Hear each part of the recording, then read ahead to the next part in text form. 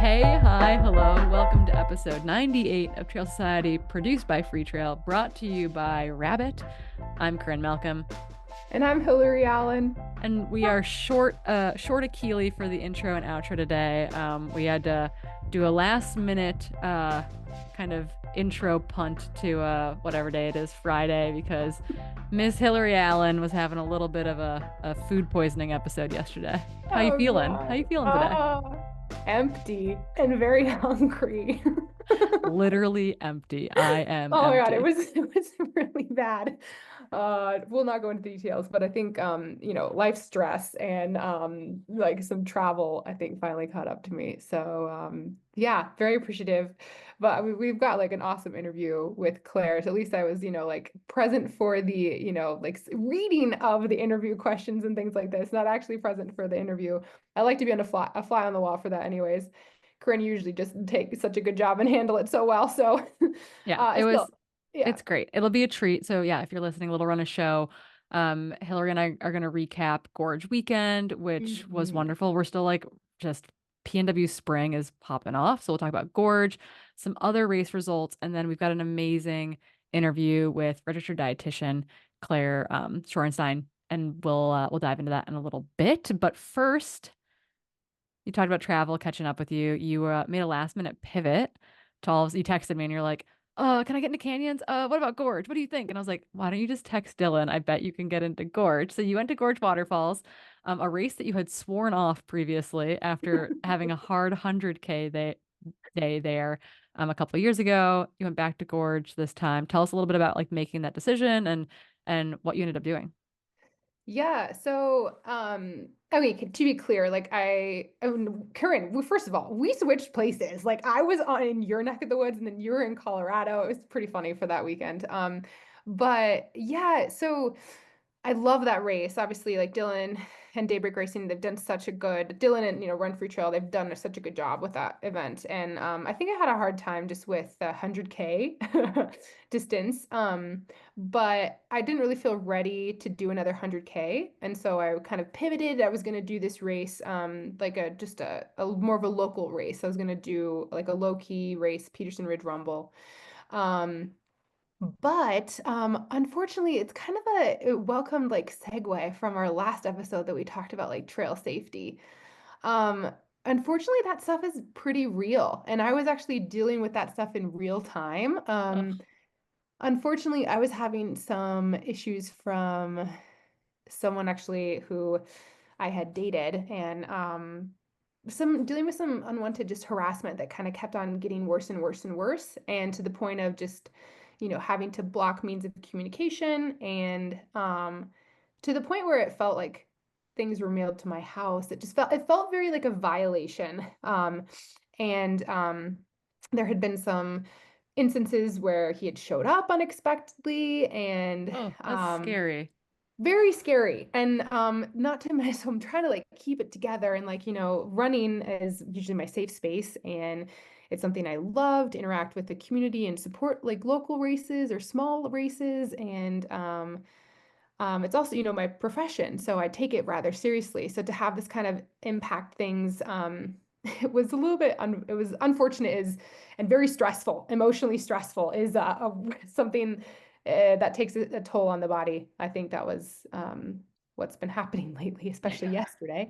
Yeah, totally. But 100%. Stress is stress. it is, and your body can't really differentiate. I actually just got back from a PT appointment, and my PT is like needling me, and he's like, and I've got like nerve pain, and he's like, Hillary, your nerves aren't supposed to be here. And he's like, something's wrong, like your nervous system is like on high alert. And I'm like, Oh, yeah, because every time he was like needling me, I was getting these like zingers with nerves, and never happened before. Anyways, just long story short, I contacted the race director where I was supposed to be, and the options that he provided for like for the situation where I was actually extremely honest with it, like I felt like my safety was kind of in concern. Like I basically this guy then signed up for the race like the Monday before, and I was just very uncomfortable. I didn't want to be in a situation where I could potentially be alone, for miles and miles and miles.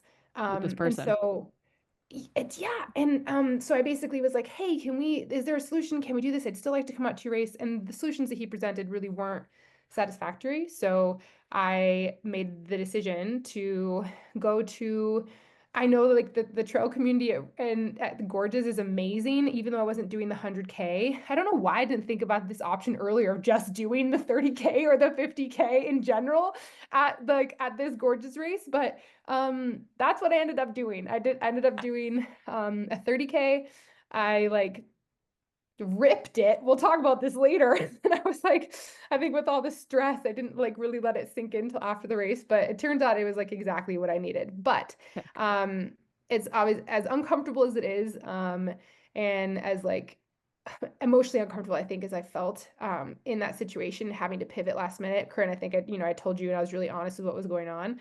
Um, yeah, it's real. And these types of situations I think can creep up, especially if you're in some sort of like a public persona and in a public space. And but it's really important, especially because I think we forget that safety isn't just a physical thing. Uh, it's an yep. emotional space as well. And it can affect a lot, I mean, whole body, right? Not just like your physical, but your emotional and mental state. And that can have a huge toll. And so I think it should be protected. So yeah.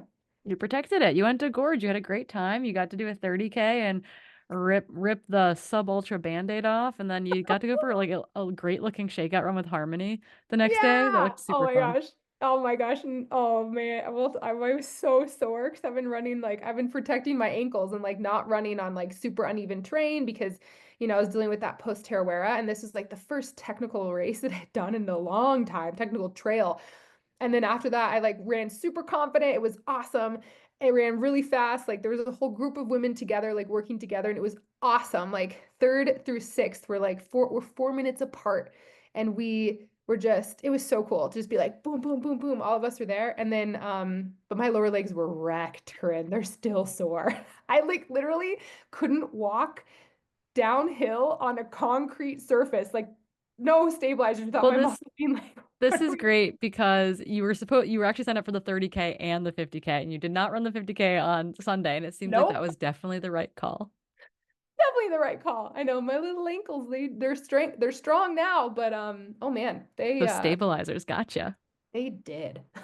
Nice. Well, we'll talk a little bit more about Gorge here in a second, but first we have to give a plug for Rabbit. It seems like maybe you're wearing one of their very, very nice vests. Oh, I I am. love it. I love it. I It's love it. I love so it. cozy. My style right now is a bit eclectic, but it is so warm, I don't even care. You're like, It snowed I'm here. I mean, comfortable. it's snowing again. Yeah. So last time we talked about Keely racing in that UPF hooded long sleeve. We know that is sold out, but go check out their trail collection. They've got pockets on shorts. They've got ice hats that we're trying to keep in stock. You guys have sold them out. I like to take credit for anything that sells out because that seems appropriate. So Yeah. the ice hats I think are almost sold out, but I do know that if you're looking for a good sun shirt, if you're headed to canyons in a couple, I guess this comes out the week of canyons. If you're headed to canyons, get one stat. But they have a lot of really great like sun protection, and that is all within their UPF long sleeve line. It's got ventilation under the arms to help with breathability. I think personally, it's a semi-relaxed fit, and I'm generally a medium across the board. But I do think in some of the Rabbit apparel, I would probably even size up if I wanted it a little bit looser. And so if you're looking for a sun shirt and you want it a little bit baggy, I think going for that like sizing up in that UPF long sleeve might be the ticket for keeping the sun rays off your skin, keeping you cool, calm, and collected and looking really good out in the trail as well. And because Rabbit loves us and we love Rabbit, you guys are getting 10% off codes. They change every month. The current code is good through the end of April. So you can go over to Rabbit and you're going to use it's RABBITTS 10. And again, that's good to the end of April. So if you're hearing this in that last week of April, you've got a week with this code. So go grab yourself a UPF long sleeve. Now, your skin and your dermatologist will thank you for it. Okay. I also put a note in here that we're skipping the news this week because otherwise this podcast will be like 4 hours long. But I Yes. do have one piece of news that is Which is the important. best piece of news ever. I'm glad that It's you're putting so this in there. great. It counts as news, but it's also kind of results adjacent. But we found out this past week. I've known for 2 weeks and it's just been like slowly eating away at me because I wanted to scream about it. But MK Sullivan is pregnant. If you guys remember, MK Sullivan got a golden ticket at Black Canyon in February. She's just made it through the first trimester. Baby boy is due in October. We're so excited for the entire Sullivan family, for Tommy, MK, and the dogs. But what that meant was that not only does she get a pregnancy deferral, which is amazing. So when she is ready to come back to Western states, she has that deferral entry.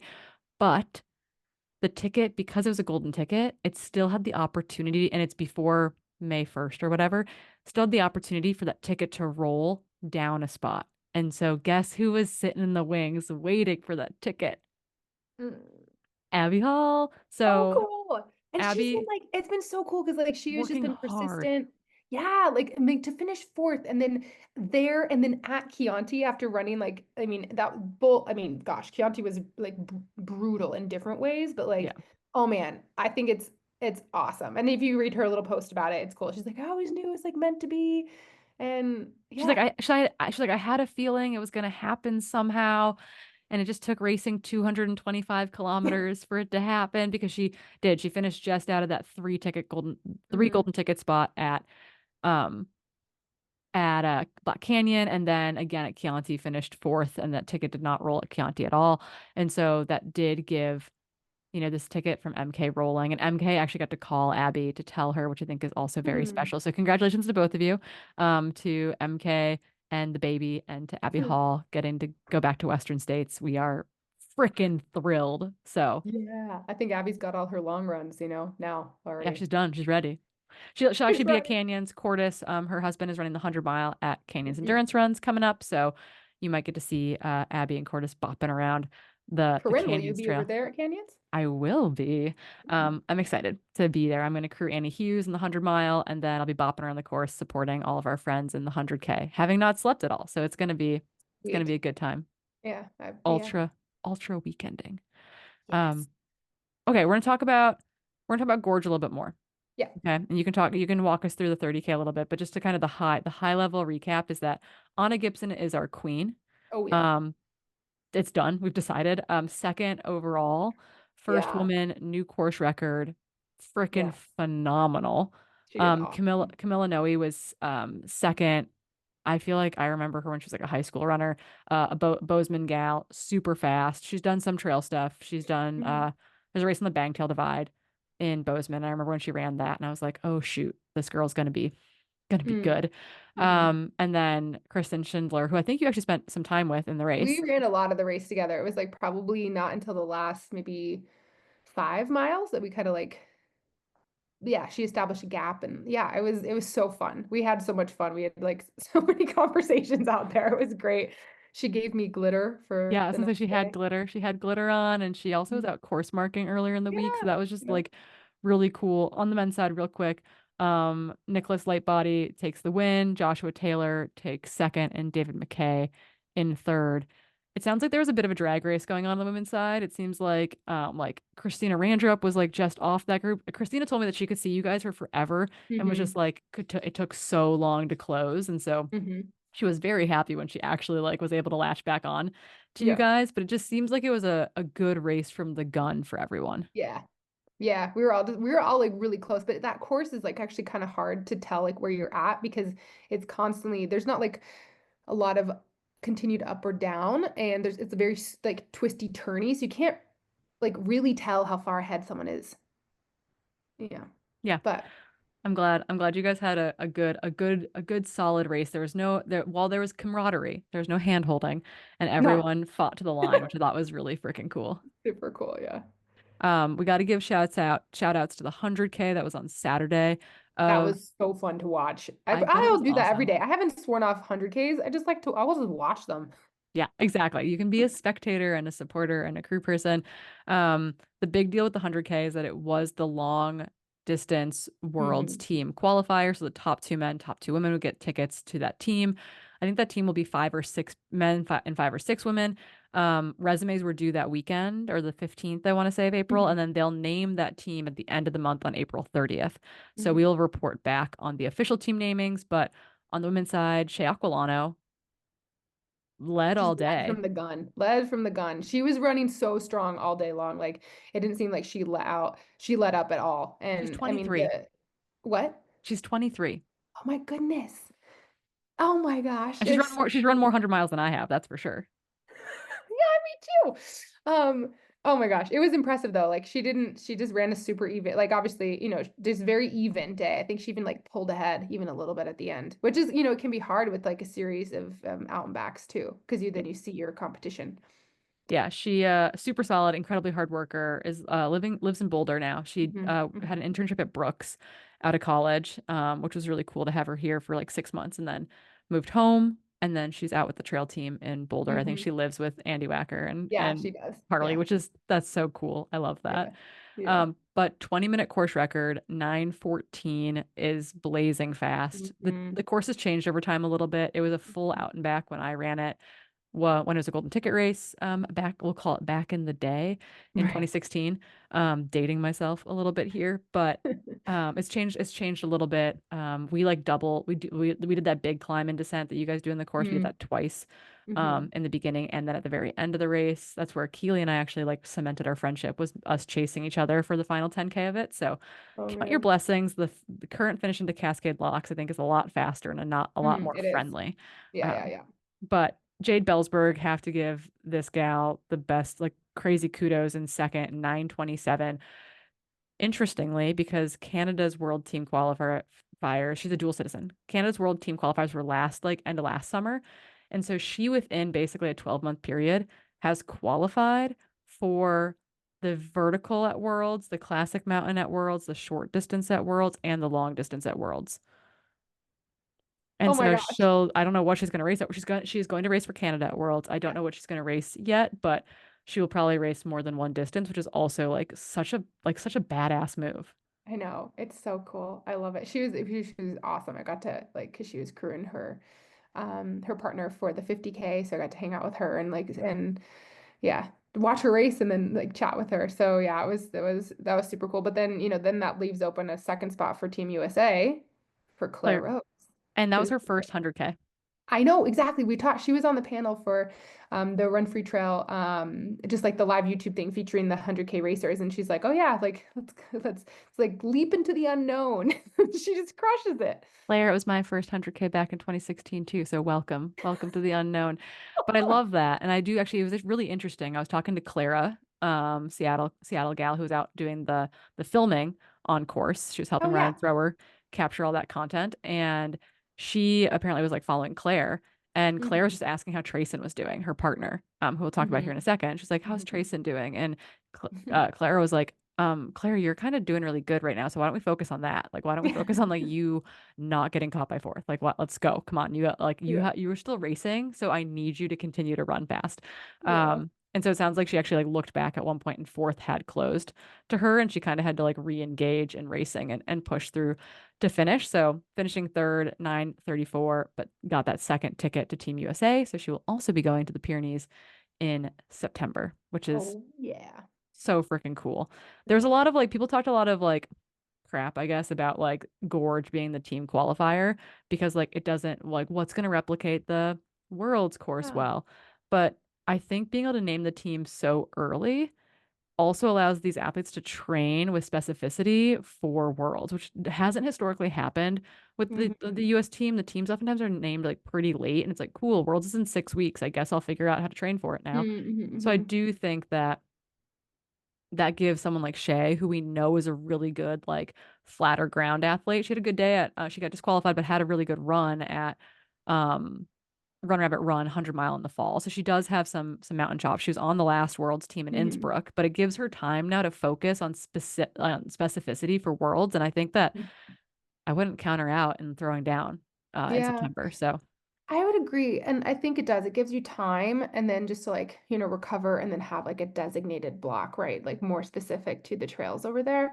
And even like on these trails. I mean, I've raced in Europe my pretty much exclusively like my most of my career. And the trails on the gorge they're maybe not as similar as far as elevation profile. Like, there's not a climb that's, more than 600 feet or maybe 1400 feet, right? The very first one, but it's technical. and it's unrelentingly technical. There's a lot of At, rocks to kick up at there. Gorges, exactly. And so that is actually pretty similar to European racing, which, sometimes, I mean, in Colorado, we don't really get that as much, even though we have the elevation gain.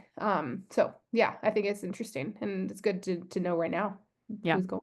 exactly. And then on the men's side, Adam Peterman is back. He Oh, it breaks was 8 hours, so cool to see that. Also, 7:59:30, I have baller. a fun fact that I Oh, looked and I wish I didn't look, but Adam Peterman's pace for the 100K, I think was faster than my 30K pace. that's like Black Canyon, where like the 50K split for the Gross. 100K dudes is almost always faster than like the 50K winning time. Like Yeah, it's, what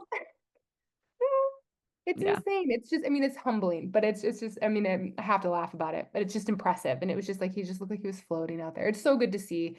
And at the his now fiance was crewing him, and so that was really cool. I got to chat with her during the race, but it was super super funny on the panel. They were talking about that. He's like, "Oh yeah, Dylan was asking, who's your someone out there that's important to you that's going to be helping you out there?" And he's like, "Oh, my fiance." And they were talking about that, and he's like, "Yeah, it's been 7 years. It's about time."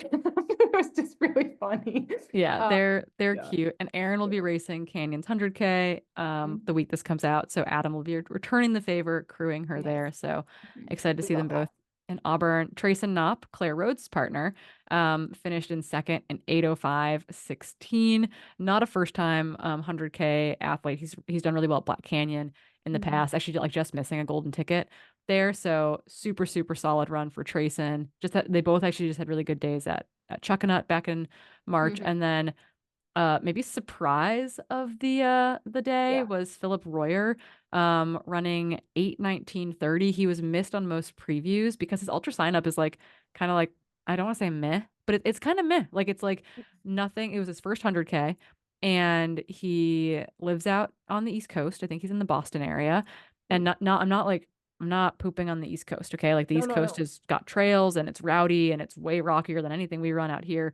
But it just like it didn't quite stack up. And I was like, I texted Liam Tryon. I was like, who's Philip? He's legit? Question mark. And he's like, oh yeah, I got like the lowdown from his coach after I put out my preview and didn't include him. And he's a 2:18 marathoner and just like had a day, like put a really, really good one together.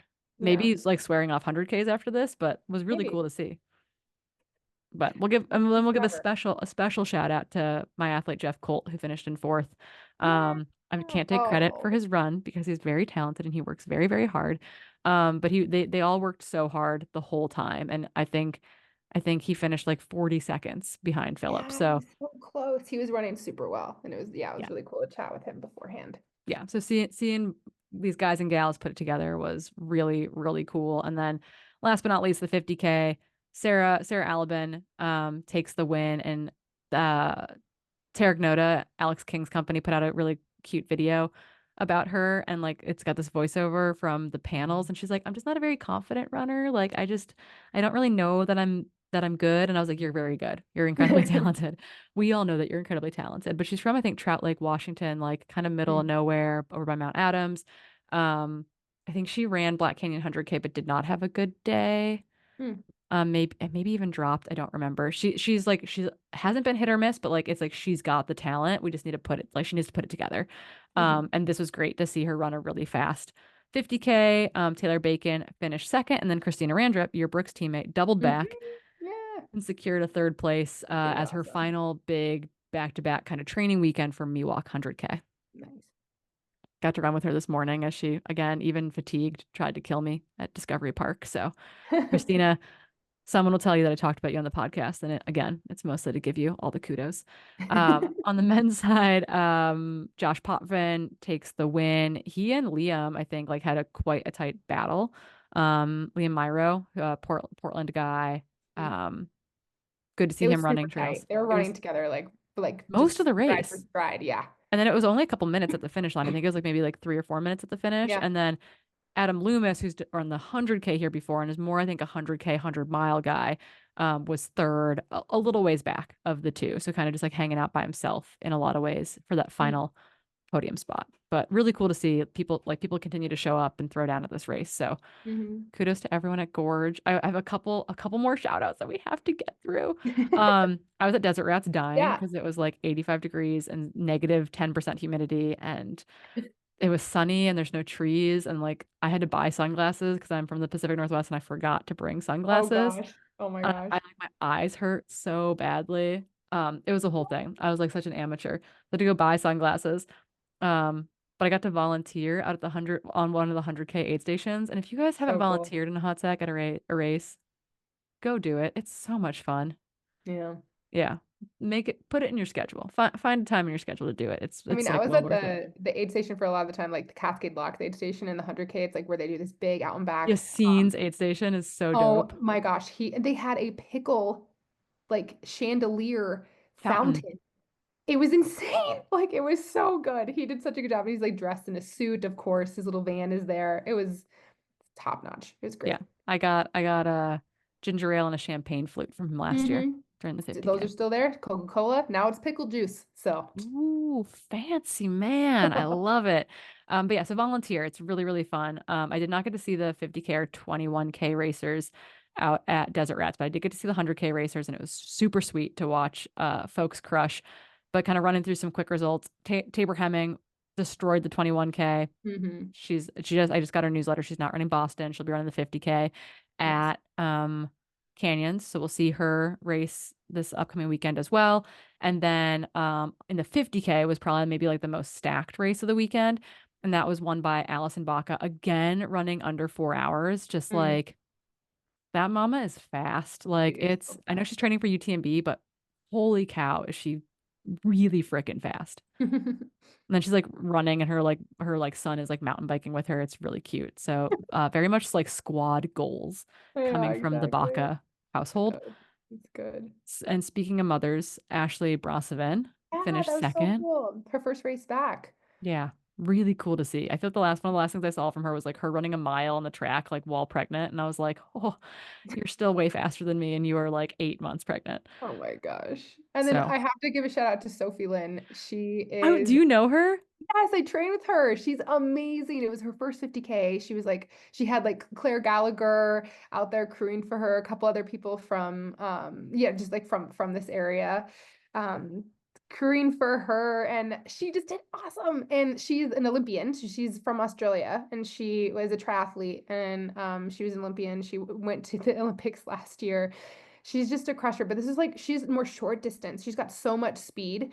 And then, but it's really cool. She's been running a lot with Riley and like on long runs, and then I've been joining them for the like the Sunday crew that we go out with, and she's just an amazing human, and obviously really fast and talented. So it's so cool to see her get third. Maybe she's going. I haven't talked to her actually about it. Is she gonna go to OCC? We don't That'd be a know. 2026 unless she Right, asks right, for a exactly. Not deferral. this But year, I but hope so. maybe. She better go to OCC in Yeah, 2026. Like, how I think she's sick. going.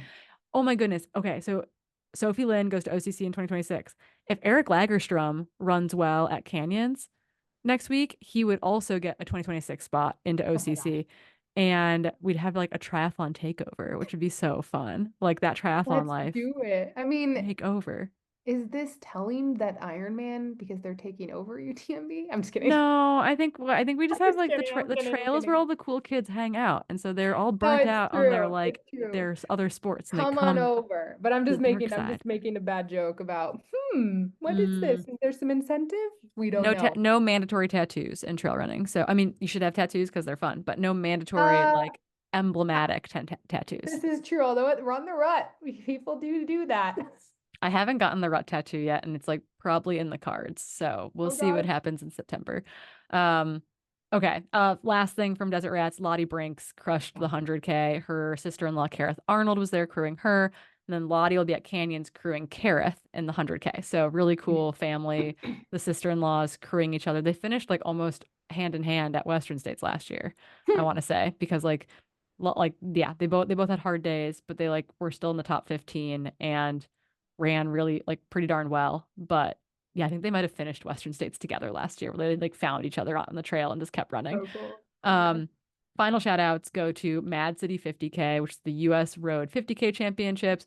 Courtney MF and Olson takes the win. I think her and Sophie Seward basically ran the thing together. Courtney takes the win in 3:16. Oh, Sophie Seward finishes in 3:17. It was fast. oh Charlie God. Lawrence ran like 2:49. Like these Oh. kids are too fast for me, but cool to see Courtney. If you guys have been following Courtney's story, she did not get re-signed by Hoka at the end of the year. She set the 50-mile world record at Tunnel Hill. She's going back to Comrades, I think, in June. So we are big Courtney Olsen fans and we'll be screaming about her for forever and ever. So congratulations, Courtney. That was really freaking cool. Please let me run with you. You'll destroy me. It'll be great. She's in Bellingham, Washington, so not that far from where I'm sitting now. And then final results. I know, you guys, it's a lot. Eat a snack if you've made it this far.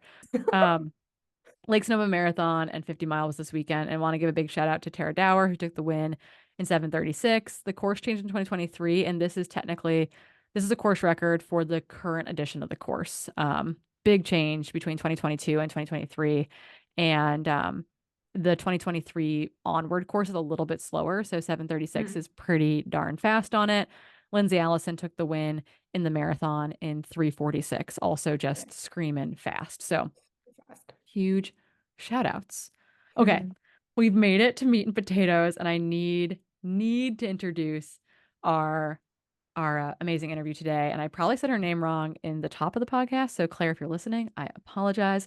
Our guest today is Claire Shorenstein. She is a registered dietitian and distance runner. She's a board certified sports dietitian, which is really important. She's got over a decade of experience with recreational and elite level athletes. She actually had a really cool career pivot that we're going to talk about today. Becoming a dietitian a little bit later in life. She works through a virtual private practice called Eat for Endurance, and she helps busy, active people learn how to fuel themselves for health and performance while navigating the challenges of everyday life. Claire also hosts the Eat for Endurance podcast, which I think we've all been on, maybe. Mhm. It's really great. If you haven't checked it out, go listen. And on the podcast, they provide evidence based guidance, inspiring athlete stories, and practical tips on a wide variety of nutrition topics to fuel better, crush your endurance goals, and thrive as a human being. All the things that we care about so much on Trail Society. So without further ado, I'll step out of the way and please enjoy our interview with Claire.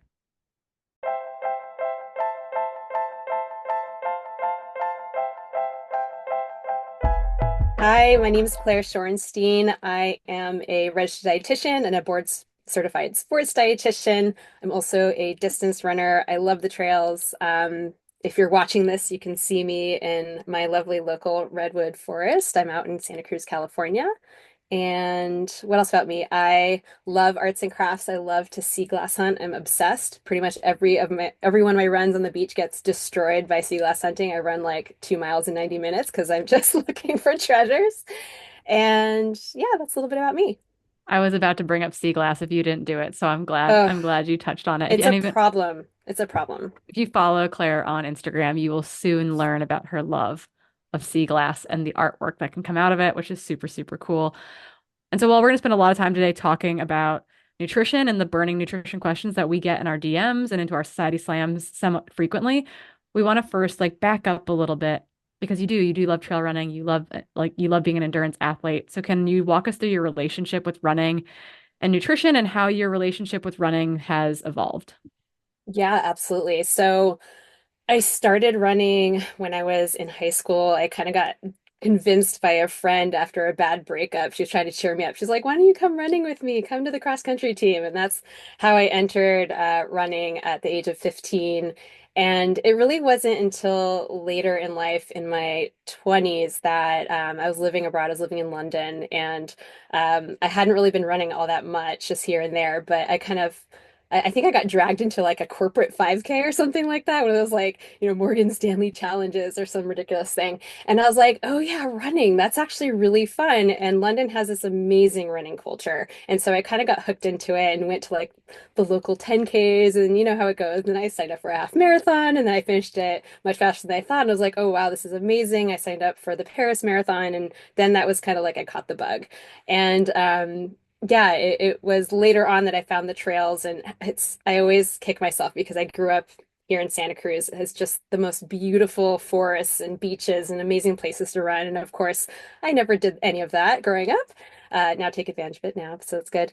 But Yeah, from the nutrition standpoint, I come at it from kind of a few ways. So, I have an eating disorder history in high school. So it was, nutrition was always something I kind of struggled with. And then it was disordered eating later in my 20s. And, that was kind of a long drawn out thing. And so nutrition was something I personally struggled with. But then when I became an endurance athlete, it was starting to, progress through my recovery and all of that. Um, Obviously, you can't just wing your nutrition anymore. So while I was learning more about nutrition just from a standpoint of like, hey, I need to figure out how to fuel myself. I made a ton of mistakes along the way. I look back on what I used to do and it just is cringe. And so that's kind of where I came at becoming interested in nutrition. And I always kind of knew I wanted to work one-on-one with people and help people. My parents are doctors, my sister's a therapist, like we're all in the helping people industry, but I knew I didn't want to work with chronic disease in the sense of like in a clinical setting. I did end up doing that initially as a dietitian, but I always knew that when I got into nutrition, I wanted to work in the sports setting and I wanted to work outpatient. So yeah, it was kind of like a selfish thing in the beginning of just learning how to fuel myself as an endurance athlete. And then later, like being, oh, wow, this is actually really fascinating. I love all of this and I would love this to become my career. So I am a career changer. I didn't even go back to school and I got kind of like a second bachelor's degree in clinical nutrition. Or in science, and then a master's in clinical nutrition. I did that at like age of 30. So, but yeah, I've been a dietitian for over 10 years now and really love it. I love that. We're like totally a combination of, our life experiences and our passions. And it sounds like that is the exact reason why you've ended up doing what you're doing. I feel like I was doing some background research. Maybe I was on your website. Your first bachelor's degree was in like musical performance, wasn't it? So yeah, I went to Yale undergrad and also graduate. So I got two graduate degrees.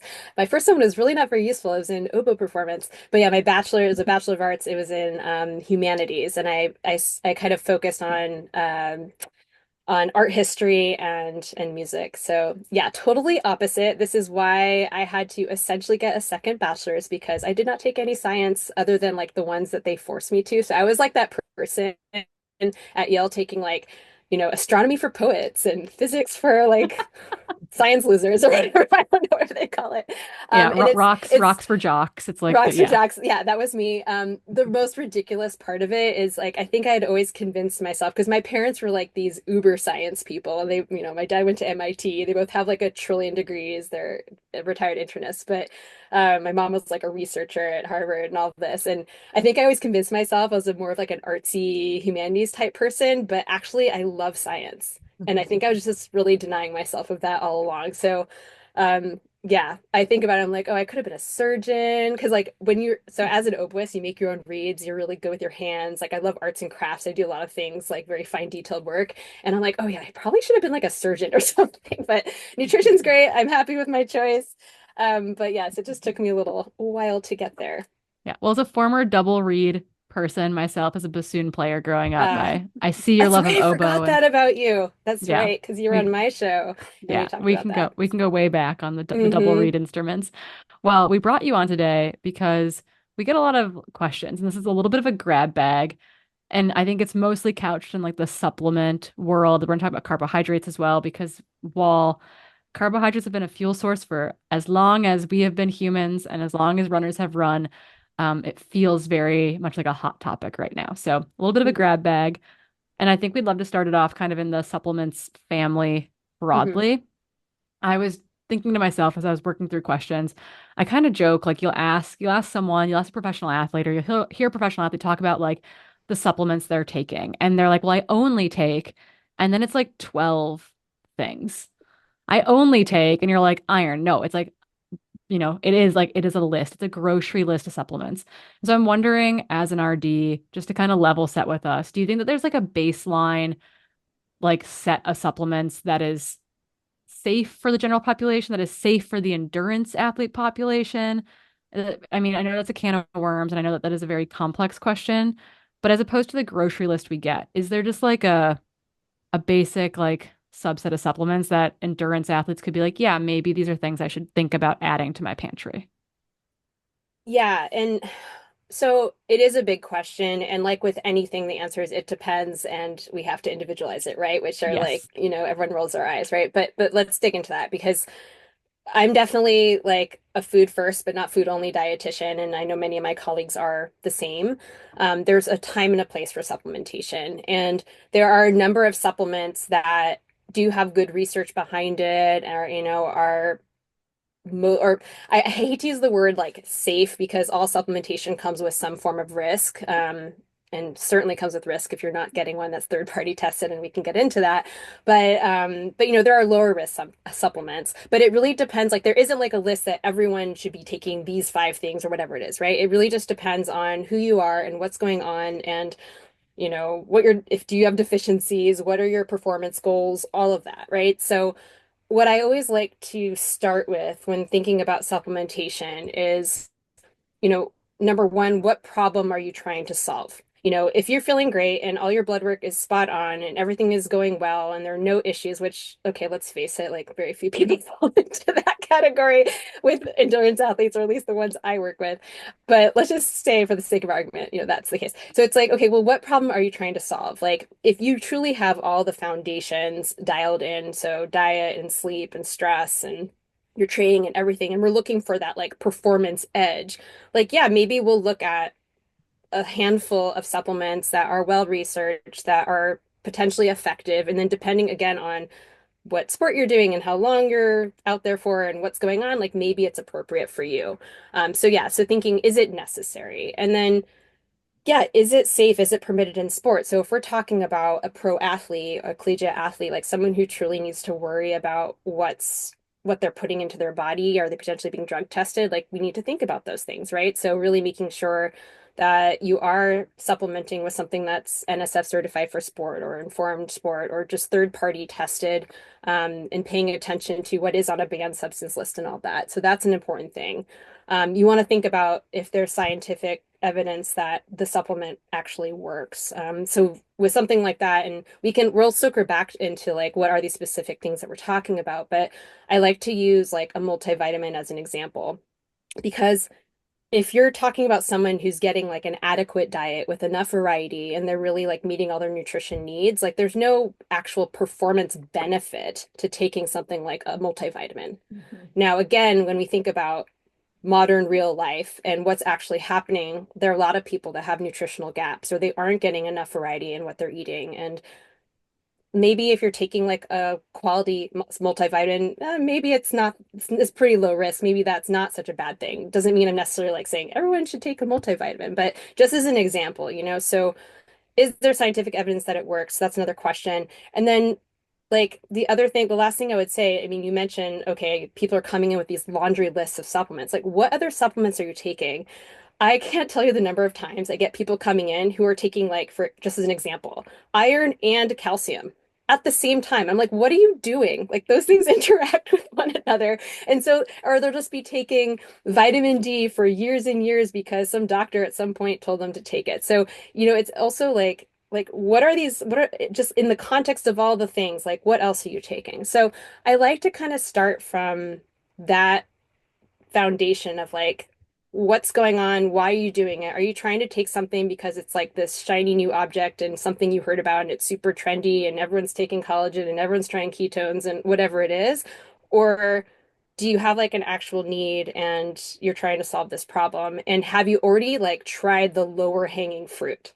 Because I'm sure you guys encounter the same things. Like I talk to people who are actually we literally just got off a call with a client and who did like an IV drip with like B12 and all these different things. And I'm like, yeah, but you're literally on a keto diet. You're an endurance athlete. You're not eating carbs. Like carbs is the answer. Like eat carbs. That will make you feel better. Don't worry about the other stuff, right? So we have to like think about the basics. So I like to always like when I do my own show, the Eat for Endurance podcast, like I always like to set the stage. So this is kind of me setting the stage for the supplement stuff. And then like when we think about all of that stuff, again, we think then beyond that, we consider, what are your dietary restrictions? Are you a vegan or vegetarian? Are you a female athlete and, maybe you are at higher risk of an iron deficiency or something like that? What's your lifestyle? Like what's going on? One of the things that I'm sure we're going to talk about that I frequently recommend is like protein powder. Like that's a convenient item that a lot of endurance athletes need. And does everybody need it all the time? No, but there are times where, and I certainly am guilty of this, where I probably should have or could have had a real meal, but I had to throw together a quick smoothie with, protein powder and maybe some whole foods, and then I'll get to the meal a little bit later kind of thing. So sometimes we use things because it's convenient because of our lifestyle or whatever. And then we think about things like what stage of life are you in? So are you peri and postmenopausal? And maybe there are certain supplements that we might want to consider to support you or whatever. So, all to say, we have to consider lots of different things when thinking about what makes sense for you. And that goes for diet, that goes for supplementation, etc. Um, so in terms of like, what are things that I am typically recommending, I mentioned protein powder, so I definitely would start there because it's easy. It's pretty low risk if you choose a high quality product. In terms of what type, there's so many different types out there to choose from. And, whey protein is kind of like the gold standard and it has, all the amino acids you need. It's a wonderful source of leucine, which is very important for, stimulating muscle protein synthesis. Some people may have some stomach issues with it. So, or maybe you don't, maybe you're a vegan or, you don't choose to have a whey protein in your diet. In which case, you can always do like soy or pea protein or a blend of some kind.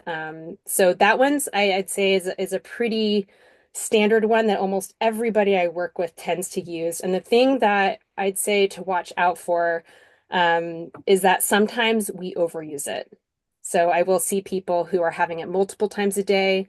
I see people sometimes use it when they very easily could have like a normal, solid, balanced meal.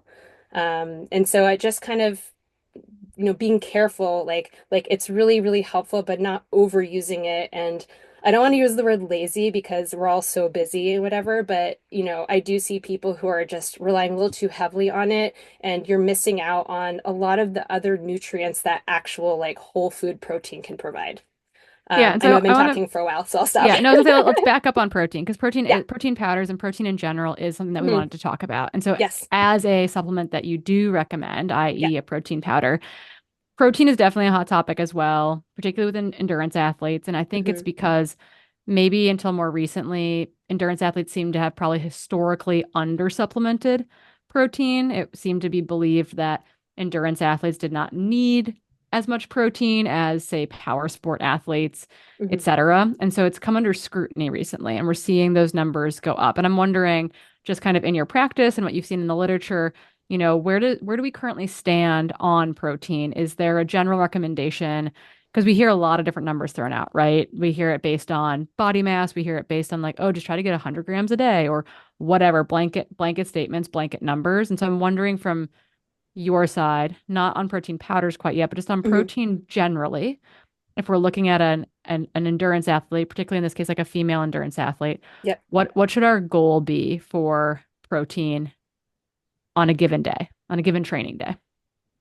Yeah, yeah, totally. So I definitely use body mass as, an indicator of what to consume, and I always function in ranges, so because we're always trying to stay flexible with things. So yeah, typically if it's an endurance athlete, so we want to look at training volume and what's going on. So a typical training day, so like, yeah, is it kind of peak period, like how many miles or hours are you kind of putting in there? But typically we're going anywhere from, I'd say like 1.4 to potentially up to 2 grams per kilogram of body weight. That's typically, so like 1.6 is a good kind of, you want to pick one number, it's often where I go. But then again, we're looking at volume. So kind of the higher the volume and the training stress on your body, kind of the higher we go with protein. But the caveat here is that, carbohydrate is so incredibly important, and I never want protein to kind of take over in place of carbohydrate because sometimes what I see, and I speak about this with my athletes all the time, is like protein has this almost like health halo around it, particularly now. And it's so trendy. And especially in the peri and postmenopausal space, protein is being pushed so hard. I've had clients come to me who are just like suddenly increasing their protein. So, I mean, you never want to do anything like increase too fast with anything, but they're going so hard on their protein that they're pretty much neglecting their carbohydrate intake. So, again, context is always so important with this stuff. So, yes, protein is incredibly important, but we can't neglect the other macronutrients. Like those are also very important. Yeah, it's hard, right? If you're trying to Hmm. ingest so much protein, it's Yep. easy for carbohydrates, particularly when you look at it in meals and in snacks, to fall Hmm. by the wayside. And I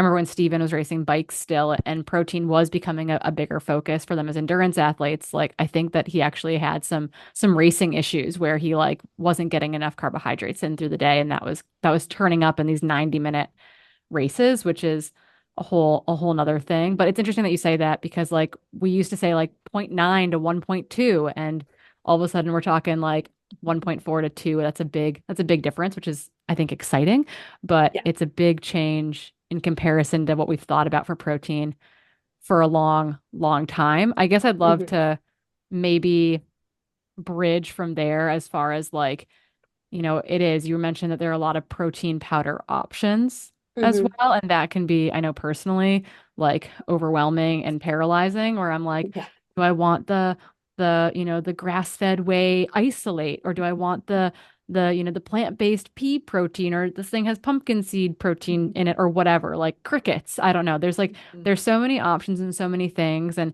obviously there are people who have lactose issues or you're vegan, and so that also limits your options. And I'm just wondering when we are looking for a protein powder to add to our diet for a convenience thing, right? It's Hmm. my trailhead go to where I know I'm going to Yep. drive 20 minutes to Hmm. get home from the trailhead because I live in Seattle and I drive to the trails.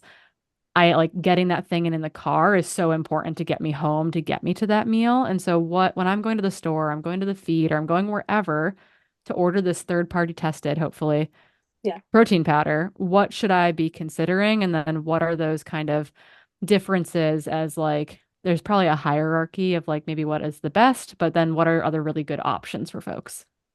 Yeah. So as I mentioned, whey protein is a great option. It's also one of the most well studied, well researched. And not to say that there aren't other great options, but it is a good option if that's something that you enjoy and that you tolerate and that fits your diet. And again, as I mentioned, like what's important because protein powder is normally not always, but it's normally in the recovery setting. So as you mentioned, like you're in the car on your way home, you want to get something quick that's kind of meeting your needs. So leucine is an essential amino acid that is incredibly important for stimulating muscle protein synthesis, and it's present in high amounts in a product like a whey protein isolate. The things to kind of look out for when it comes to any protein product is, well, number one, I'll call out we don't want just protein. Again, we want carbohydrate as well. And sometimes with these products, it depends what you're getting. So like if it's a recovery product, it might have sugar in there to also get the carb piece. If it's just a protein powder, it may have like very little carbohydrate in it. So whatever you're shaking up, you gotta like kind of pay attention to like what you're getting, because when it comes to recovery, it's not all about protein. We want protein plus carbohydrate plus fluids and electrolytes too. Um, but I mention this because a lot of protein products, whether you're getting a plant-based one or a whey protein, they may or may not have sweeteners. It's actually really hard to find products that are not artificially sweetened, whether it's stevia, a monk fruit, or whatever it is. I typically tell people to try to avoid sugar alcohols for the most part, because that can sometimes lead to some GI upset. Not with everyone, but with many. And some people may be just kind of sensitive to the taste. Like I personally hate the taste of monk fruit and stevia, so I just try to avoid those things. So that's one thing to look out for. When it comes to plant-based alternatives, I know there are a lot of options, and this can all be very overwhelming, as you say. So, like soy is a good one. There's some decent research behind that. Also with pea protein, and those are generally considered pretty high quality proteins. With these plant-based options, with some of these other ones, whether it's like rice or hemp or, as you say, pumpkin, whatever it is, um, there may just not be adequate amounts of amino acids that we want in order to kind of meet our recovery needs. So sometimes, like maybe we're doing a blend, like maybe it's like pea and rice or something like that. So it's just kind of paying attention to what's going on. There may also be like a difference in digestibility or bioavailability of these plant-based proteins. So that's just something to kind of keep in mind there. But for the most part, there certainly are lots of different options, and it's just kind of figuring out what tastes okay that you can kind of choke down or take, and what kind of meets your diet preferences. Keely, I think that your follow-up makes sense here. Just like we touched on it briefly about it not just being about protein, but can you build off that? Like Keely, that Yeah. question. Yeah. I mean, I have a lot of athletes who, when we talk about nutrition, it comes out that like they don't eat enough. And so I advise to try to like just increase their daily intake of food. And Mhm. typically people gravitate towards protein. But oftentimes it comes out that, yeah, they are just drinking like a whey protein shake after the run. So, yeah, can you emphasize like why maybe that's not as important as doing something that also has carbohydrates? Like, what is that key ratio to kind of look for to make sure you're optimizing your protein absorption and utilization with that drink and not just having straight protein? Yeah, so when we think about what are we trying to accomplish when it comes to recovery, we're obviously trying to kind of repair and rebuild any muscle damage, especially if this is like a long or hard effort. And we're also trying to replenish our energy stores or glycogen stores. And then like carbohydrate and protein kind of work very complementary, like they work very nicely together in both helping to replenish the glycogen and also helping with the muscle rebuilding. So together they kind of enhance one another and kind of help that whole process. So I think sometimes people are so caught up in the protein piece, they kind of forget about everything else. So yeah, the in terms of the ratio, oh gosh, I'm blanking on what it is. What is it? Is it 4 to 1 or I forget what the actual ratio is. I don't actually typically work in ratios, but more in terms of like maybe gram amounts is often what I'm looking at. And it also depends on like what strategy you're using. So, Mhm. when I talk with people like what they can do, you could once you're done, if like a solid meal, like a balanced meal is available to you, like maybe you're just going towards a meal. And typically like we want to think about like what your total needs are for the day, but typically like the protein range is anywhere from like 20 to 40 grams for most people. Again, it'll depend on your body size, but we're looking at something like that. For carb amounts, Per um, meal, was that per meal or per day? for a Yeah. meal. Oh yeah, yeah, of course. Yeah, so for that recovery meal. I think it's like zero point 0.5 grams per kilogram, I want to say, is another way to calculate like a protein need for post-workout.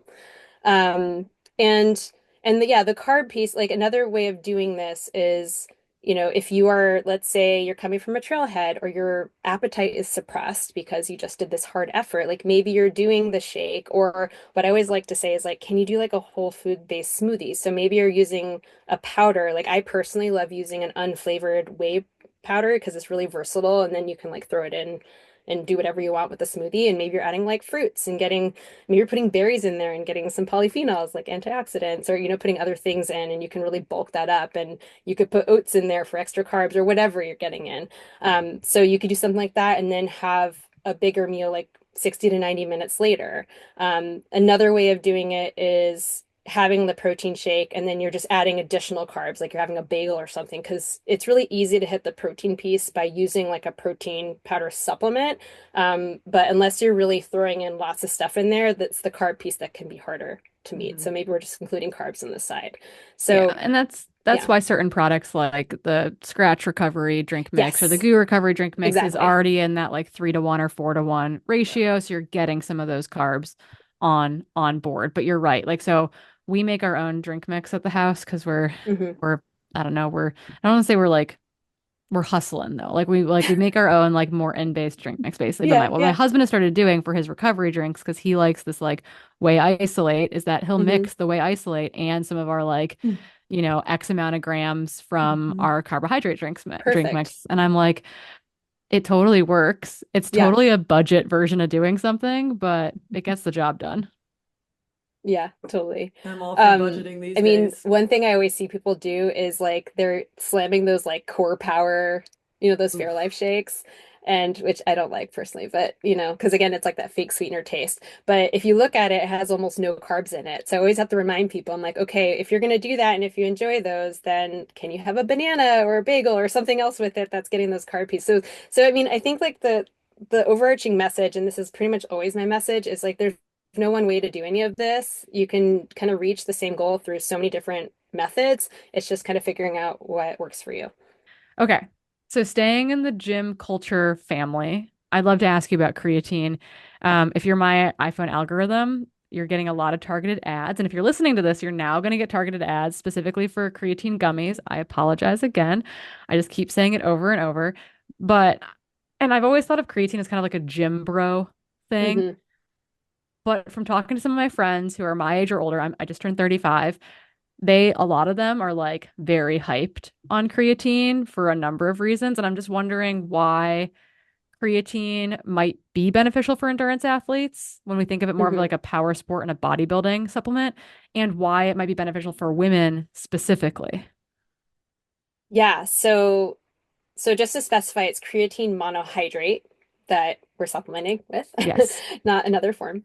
And yeah, creatine's really fascinating because I remember like back in college, like a million years ago, and my boyfriend at the time, I think, was talking about taking it. And it was, yeah, very much, as you said, like a gym bro kind of thing. And we think of, weightlifters and sprinters and, power sports, things like that. And there's a lot of really interesting research coming out for all different kinds of sports, all different types of situations, clinical conditions for women. I mean, you name it, it's like it seems like creatine is popping up. I don't know if you guys have kind of noticed that. And it's really interesting. In the sporting situ and, in the sporting scenario, like we see benefits potentially for both like trained and untrained individuals.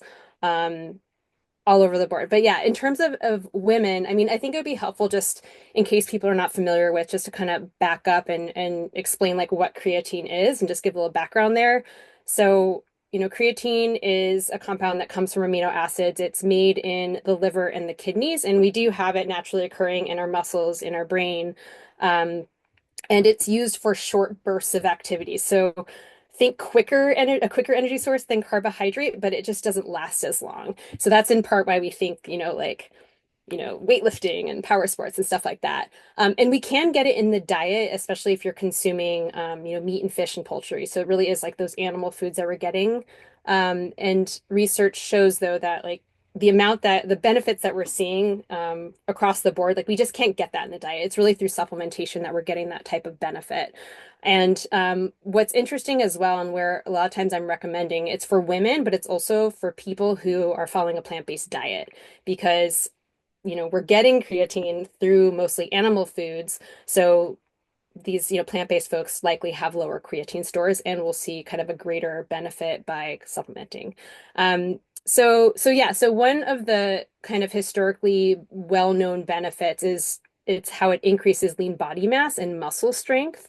And that kind of plays out with how it might benefit women.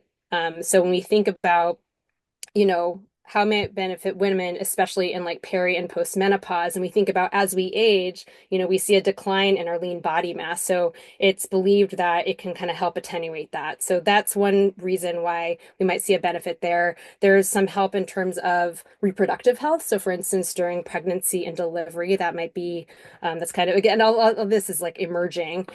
We also see that it might benefit mental health, potentially reducing depression and anxiety. And there's been some research relating to adolescents, especially females. So that's a really interesting one to me, especially if there are like younger athletes, our high school runners. And I mean, I don't know, I think back to high school and the amount of mental health challenges I had. So that could be like a really interesting one. But we also see it with just like generally with cognition, with aging.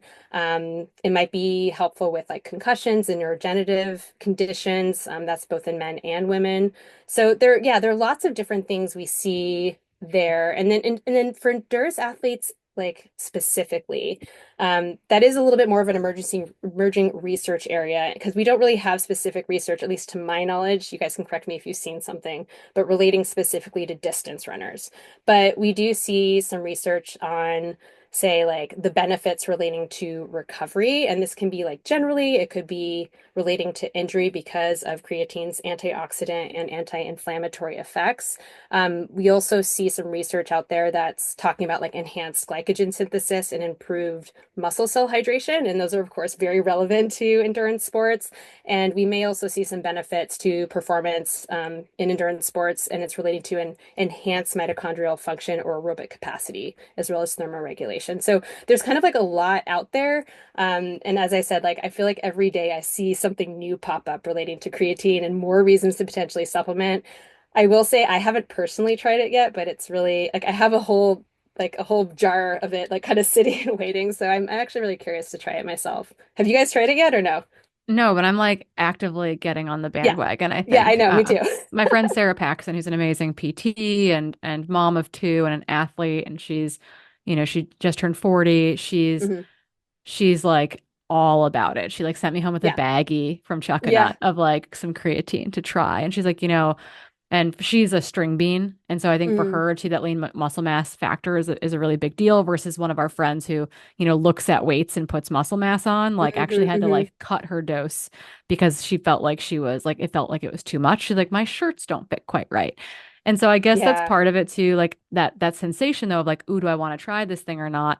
Like, are there associated risks? And I think then like I Hmm. was saying, I put like that in air quotes because then one of the known associated risks, besides like maybe some GI distress, depending on the type of supplement, has been like water Water retention. retention. Yeah. And Yeah. Yeah. so I'm Leaking. wondering Yeah. like, yeah, like how like what does that even mean? How does that come up in this? Maybe we don't know until we try it, but like I'm just curious as to like where that comes from, why Yeah. it is or isn't an issue.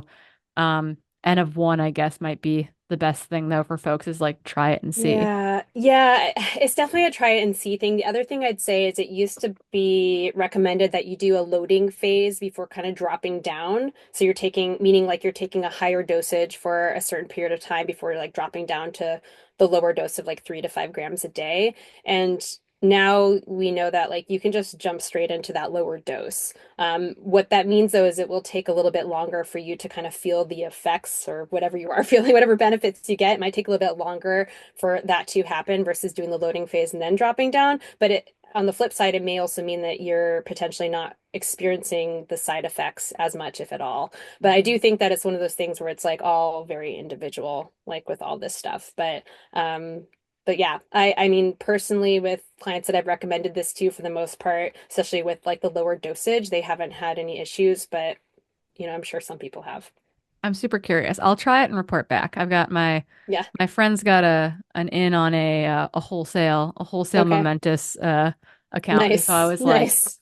gonna get squirreled away some supplements there. Hmm. So yeah, I'm curious about it, and I think that it's a super interesting supplement that we wouldn't traditionally think of in the endurance space, and it's gonna Hmm. work for some people and not work for other people, but it does seem like there's probably some actual best practices there.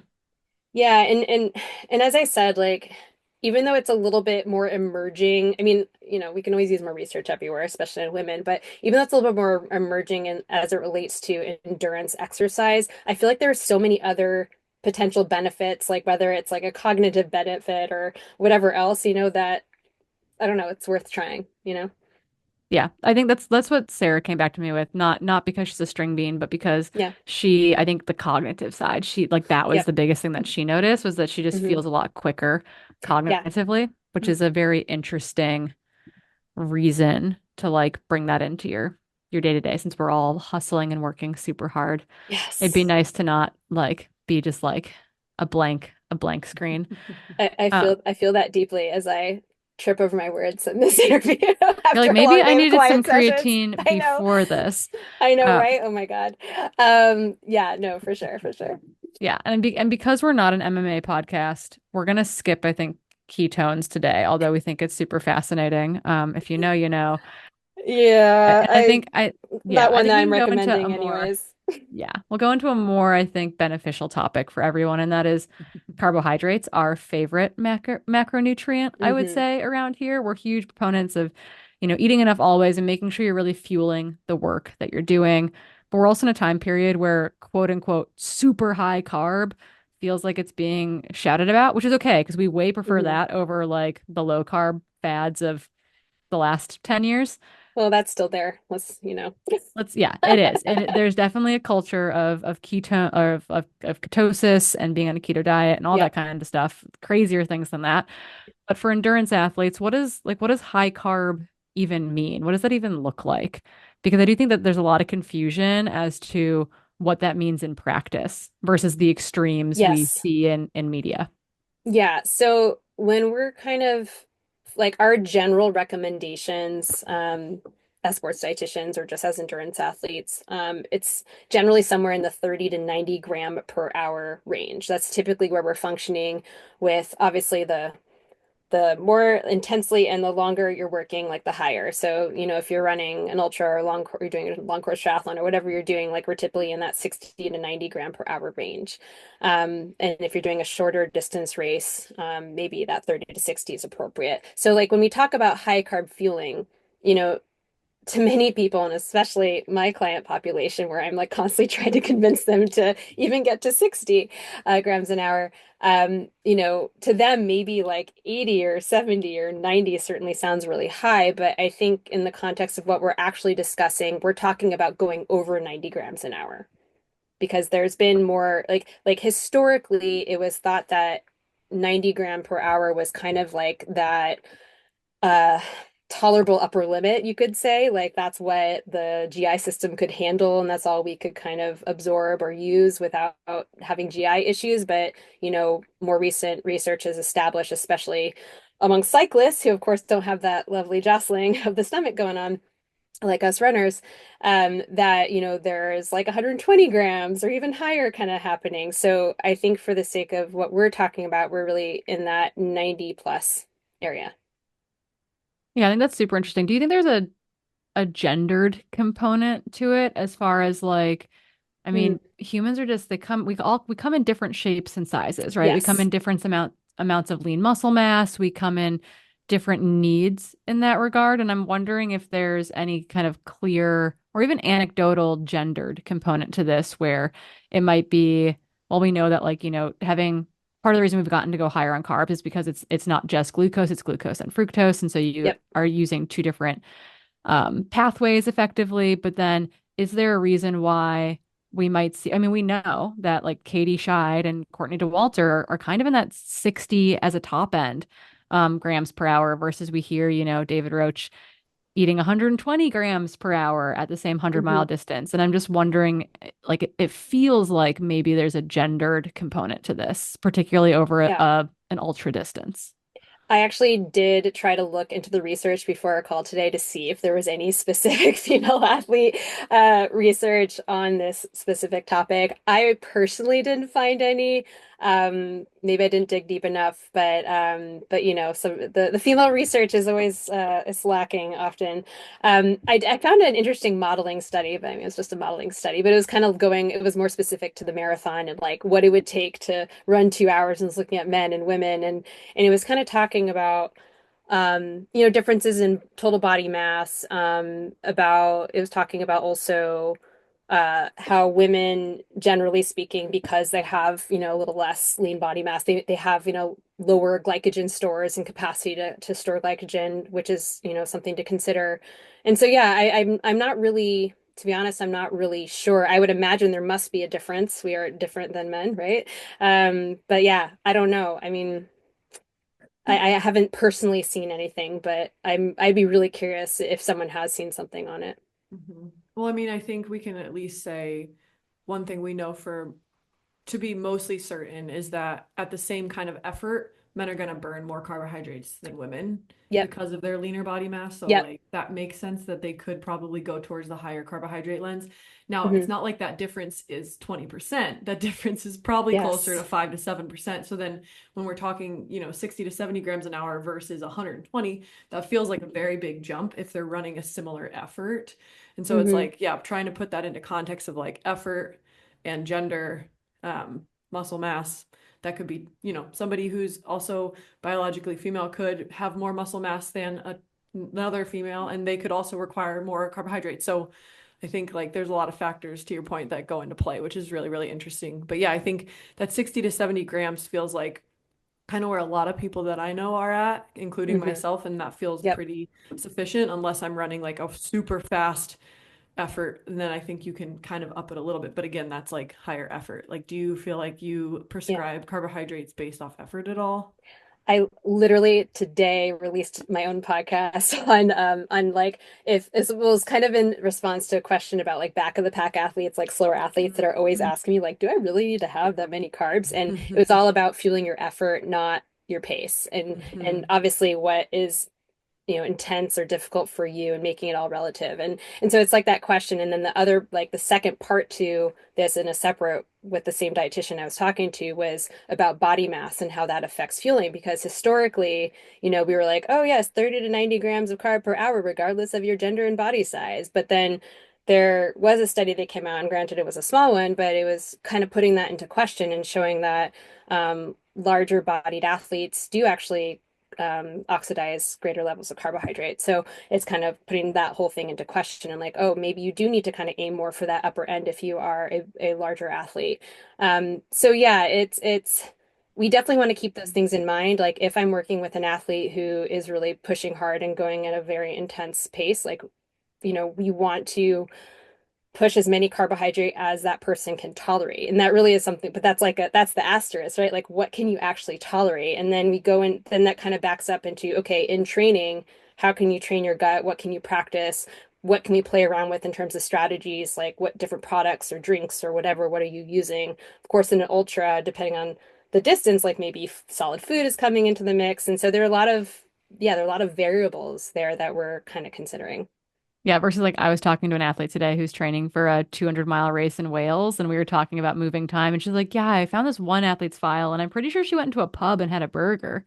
And I was like, "Yes, this is a different type of race. I'm so here for it." But you're right, Yeah. different intensities are going to require very Yeah. different fueling. I feel like on the elite side of things, we see the athletes that are racing kind of the sub ultra, that kind Hmm. of like 30K, maybe even up to 50K. Like Yeah. they are the ones in my mind that are like women and men Hmm. are hitting some of those higher numbers because they're burning so hot for 2 hours, three Yeah. hours, Mhm. 4 hours versus the 16 hour, the 20 hour, the 24 hour Mhm. effort, I think does necessitate maybe some different strategies. It's Mhm. also like the duration of the event, like, the shorter the event, the less time you have for things to go wrong, right? So it's not to say things don't go wrong, but as we all know, Mhm. these You like can ultra puke endurance events, afterwards. you can puke afterwards, totally. And then I think just the individual factor, like, yeah, do you have like a super strong stomach? Are you the type of person that can just like throw down all kinds of stuff? Like everyone's really different there. So there might be gender differences. There's also just individual differences with that stuff, you know? Yeah, Keely posed an interesting question in here. Keely, do you wanna take it about the hesitancy thing? Oh, sure. I'm sure kind of what we were riffing on when we first started talking. I think we all have a lot of athletes who have different relationships with food, are more or less willing to increase carbohydrates in their daily intake or during their run. So, how do you tackle getting athletes on board with adding carbohydrates if they've been hesitant to do so in the past or have maybe a history of disordered eating or something that impairs their relationship with carbohydrates? Are you talking about like during exercise or just more generally? I would say we can start with, well, let's just go with during exercise because that's, kind of where we're at right now. Yeah.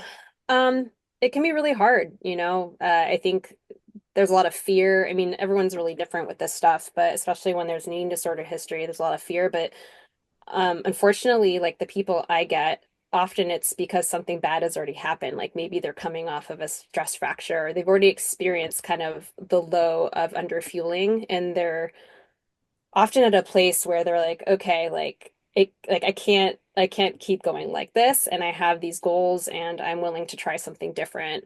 So I get people like that. Other people I get who are maybe they're not injured and it's kind of like a ticking time bomb of I'm kind of like, hey, like if this keeps going, this is where you're headed. And sometimes I mean, I always like to explain the why, and I have multiple blog posts where I talk about like why carbs are important for not just performance, but for health. They're important for bone health. They're important for all kinds of different things, right? Hormones and such. And so I explain to them the why, which sometimes can resonate. Other times, maybe I'm just getting them to try something really small and they feel the difference. So maybe it's just like, hey, okay, can you even like maybe you're just like if you're taking 0 gels during a run, can you try taking one and see how it is? Because a lot of times these people really aren't feeling good. And if you can just show them that, if you fuel, you'll actually feel better because they usually care deeply about what they're doing. Obviously, it's more complicated. Some people are exercising to control weight or whatnot, but a lot of the times, I'm getting people who they love their sport and they want to keep doing it and they don't want to get injured or sick and so if I can just kind of show them even if it's just like a little bit like open the door just a crack and be like hey, this is the world where you eat carbohydrate and look how wonderful it can be and it can feel so great and you're not exhausted and your GI isn't a mess and all that, so it's kind of like letting them see and taste and feel a little bit of that. And what often happens when I'm just, because it'll be in like fueling in like during the run, and then it's also generally like I'm trying to just get them to eat more generally, but including carbohydrate, but all these things, and they're like, wow, I have more energy in the day. Like I'm not unhappy all the time. Like I'm sleeping again. Like I'm not like running to the bathroom. And like all these improvements are happening. Often what happens concurrently though, especially with my people who have a lot of body image issues or history of disordered eating, etc., is they'll kind of freak out a little bit because maybe their body does change or maybe they're scared of gaining weight. So it's really just kind of trying to manage all these different things at once. It's really reminding them of like, hey, but look at all these positive things that have been happening as a result of these changes you've made.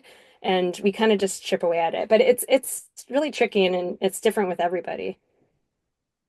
That's so hard. And it's true though, right? It's like you're fueling the work. And that is when we all have a relationship with food because food is more than fuel. It is so many things.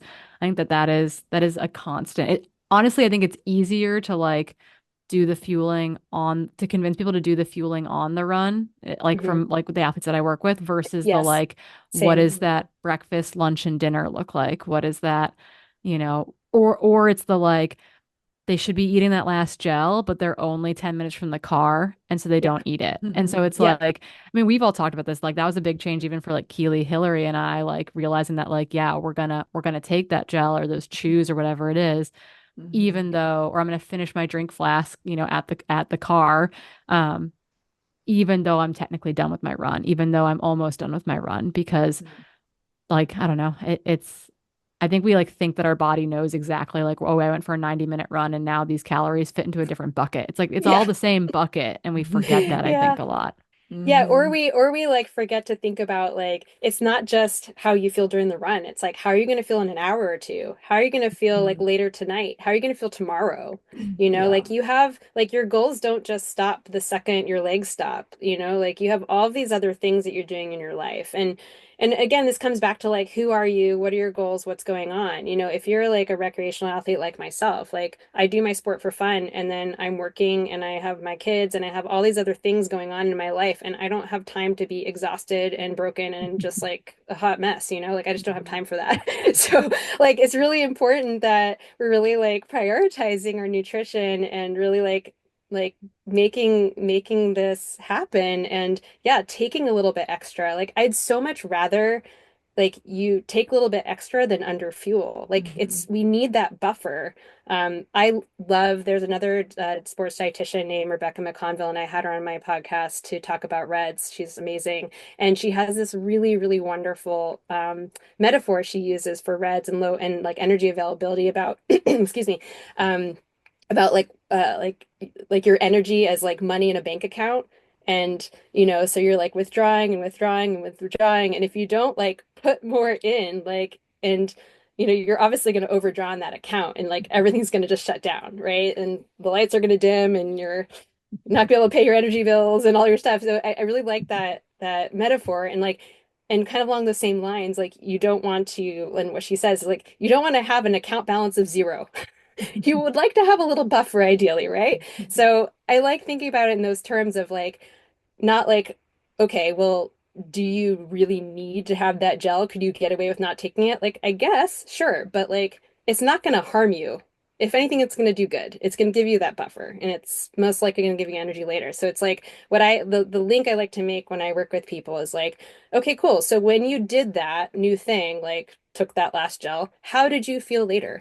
Or when you ate a bigger breakfast, how did you feel during and after that run? And a lot of the times it's like, oh, wow, yeah, I did feel better. So it's just like paying attention to changes that you make. And worst case, you notice no difference. Rarely is it like, oh, I felt worse, unless there's like a GI thing going on, which we troubleshoot. But, Mhm. you know, so yeah. Yeah, I think too, a lot of athletes forget that when you're eating, 60 grams of carbohydrates an hour, that's still a fraction of the amount of energy you're burning. And so Yes. even if you have that extra gel, you're still in a deficit. In a deficit. Yeah, totally. Yeah, but getting that across is tough sometimes. You have to remind them that you're still at a net negative. And so that Yeah. extra gel is still nothing more than you need. It's still under. But Totally. And like similarly, it's like eating on a rest day, and so sometimes people can really um justify in their head like taking the gels and doing the things like when they're doing a long run. But Mhm. then on a shorter run day or a rest day, it's really hard for them to keep Mhm. up. And you really Yeah. have to remind them, you have to like zoom out and look at the entire picture of what they're doing, and that's really what's important. Yeah, I think I'm hungry on my rest days. What about you, Mhm. Corinne? Yeah, it's like it's that delay, and I'm Yeah. like, I'm ravenous and I'm walking the dog today, and that's it. And that is okay. I think we'll kind of move into our last couple questions here. And one was just like, if you had to leave an athlete with just like two or three, and this is every athlete, competitive or not, just, two or three little pieces of nutrition advice that they should be trying to implement. Again, it's like before we get into supplements, before we do all this crazy stuff, what are the three little boxes that they should be checking each day? Um, I think eating consistently is really important. So, are you eating every, say, 3 to 4 hours? I think in our modern life, it's just so easy to get sucked into all kinds of stuff. And suddenly you look up and you're like, oh my God, it's been 5 hours. Like a lot of people are really disconnected from their body and their hunger cues and all of that. And it might be because you're just like really in the zone with work or whatever. It's not even necessarily like you have an eating disorder. It's just like maybe you're just really distracted. So I think just kind of making sure you're really consistent, and that will kind of help reach your goals. The second thing is, I mean, almost everyone I see isn't eating enough carbs. So yeah, feeling the work that you're doing with carbohydrate and just knowing that like one piece of toast and a piece of fruit probably not going to cut it if you're an endurance athlete. Like you need a lot more. So just kind of getting yourself up to speed with what enough looks like, because that can be a really vague, confusing concept. So whether it's like using athlete performance plates, I have a whole blog about that if anyone wants to check it out, or just kind of calculating out based on your body mass, like are you getting in at least 5 grams per kilogram of carbohydrate? Like as an endurance athlete, that's really the bare minimum. It can be up to 12 for some people. I'd say typically most people are in that 5 to 8 gram per kilogram range. Are you getting enough there? Um, what's the third piece? Yeah, I honestly I think that a lot of people a lot of people get very hung up on like the details and as I said, like the shiny objects um, and maybe it's even like sometimes people get really hung up on really enjoying their food, which obviously that's the ideal, right? But like as an athlete, you have such high energy demands and just increased protein needs, carb needs, all the things. Like I think it's just really thinking about, you know, just some practical thing, like just like sometimes you just eat and it's not, it can be simple. Maybe it's not something you even really love, but like trying not to like overthink food sometimes so much. I don't know if that makes sense what I'm saying, but I've had clients that get kind of, I don't know, really just like not like obsessed, but they really want to just like have something they enjoy. And I really do want my clients to enjoy food. But sometimes if you're really, really busy, because I work with a lot of recreational athletes who are very busy with stuff, and sometimes you just kind of eat and move on with life. And so I think with just like not overstressing, not overcomplicating food choices, but just like looking at what you have and doing a quick checklist of like, can I build a balanced plate that meets my needs? And if that includes convenience foods, that's okay. You know what I mean? Like we all got to just get it in somehow. Mhm. And some days, I literally just had this conversation with the client today. Like, wouldn't it be great if we could all eat like a really whole foods, based diet and mostly plants and all this stuff? Like, great. But sometimes we have to rely on a lot of convenience items, especially if you're an endurance athlete and you need less, lower fiber, more simple carbs, all that kind of stuff. But I think just kind of seeing what you can do, what's realistic for you, and not kind of getting too hung up on the ideals. Mhm. Um, and just thinking about like what is possible for me at this point in my life in this day, especially if I'm really busy. Because if the alternative is like just not eating, like Mhm. that's not okay, Yep. right? Yeah. So I'd much rather you have kind of an imperfect meal situation than get too hung up on like doing the quote unquote right thing. That's something I see a lot with my clients. Yeah, it's like if you're not going to eat, but you're going to go try to run a 20-mile workout, or you could Hmm. have Pop-Tarts. You should probably just have the Pop-Tarts, even if they're not the best thing. It's like better than Yeah, nothing. And maybe you don't yeah. eat those every day, but yeah, it's just getting something in sometimes is better than nothing. And don't I'm like overthink it. dino nuggets. It's I like happening. that. Yeah, yeah, and again, it's not saying that like you're gonna have these things at every meal all the Mhm. time, but just try not to get so hung up on everything because I guarantee that not eating is gonna have a much worse outcome than you eating the Pop-Tart, you know? Yeah, totally. All right, two last questions we ask Yeah. everybody. What would you tell your younger self?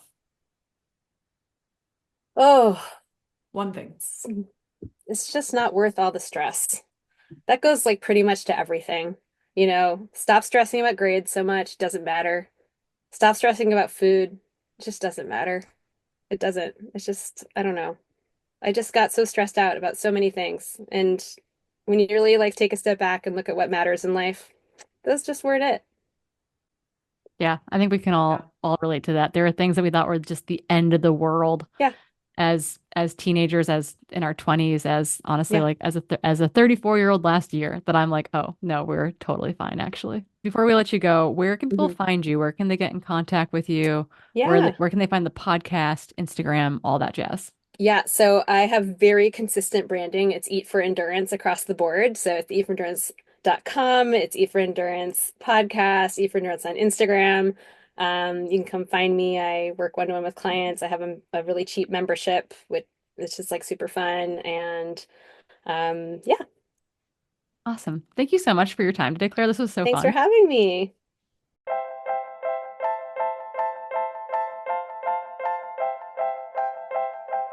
I hope that you enjoyed our interview with Claire, and she is, as she said, super easy to find with that Eat for Endurance tagline on all platforms. Go give her a listen, and we will likely do a grab bag episode with her again. So keep sending us your nutrition questions, and we'll make sure to have Claire back on to rip through a bunch of them with us.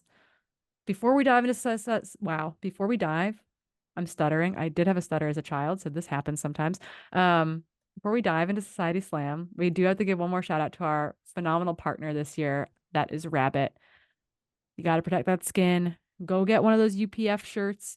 We're going to be doing some cool stuff with them in the future, so keep your eyes peeled. It's gonna Um, be so sick. It looks so good. yeah, we got some pretty garments in the works. But Mhm. until then, go use again RABBITTS 10 over at Rabbit. That code is good through the end of April to give you 10% off any purchase. Okay, Society Slam. You want me to take it first? Sure. Okay.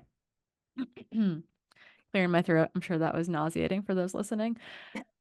This person writes in it's a follow up from our last episode, and they said, "Thank you so much. Your response was so helpful. I didn't include my training, which was dumb.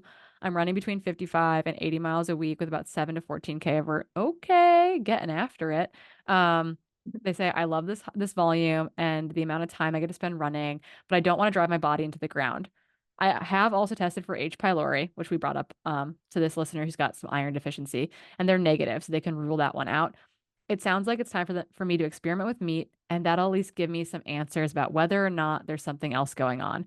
Thank you, ladies, so much. Also, just have to add the weariness and smidge of annoyance that Corrine prefaced talking about the men's race at Chianti made me feel so happy. You ladies rock. Best of luck at Canyons, Keely, and everything else you all have coming up. Aw, Try some meat. Let us know how it goes. yeah. Well, that's awesome. All right, my turn. Just listen to episode 97 while out on a something is better than nothing, end quote, beating myself about not doing my planned run. Still, I think that's good. Good job. So your conversations about being real with what is and trying to let go what perfect is, and then having Keely share how mentally hard her race was and how she kept just working through it. It was so helpful to be able to remind myself that it's hard for everyone. Sally McRae recently said, expect it to be hard, but don't think for 1 minute that you aren't capable. So just wanted to say thank you for being real and speaking out what I personally needed to hear. Thanks. Ah, but you know what? I think little chills. it's good. Yeah, because like I think this is something I love about running, but it's also like it never gets easier. It's always kind of hard. It's challenging. But like to normalize that, just because, and it's, it's seemingly easy for other people. It's not always the full story. So I'm glad we like to keep it real on here. So yeah, truly, we like to keep it real. And yeah, so we all have hard days. Running is a hard sport. We should all take up pickleball, I think, and maybe that'll be better for all of us. But if you're listening to this still, if you've made it this far, you should eat a snack. And then after your run, you should go leave us 5 stars and share the podcast with a friend, because it really does help get the word out there. And until next time, we'll catch you out on the trails.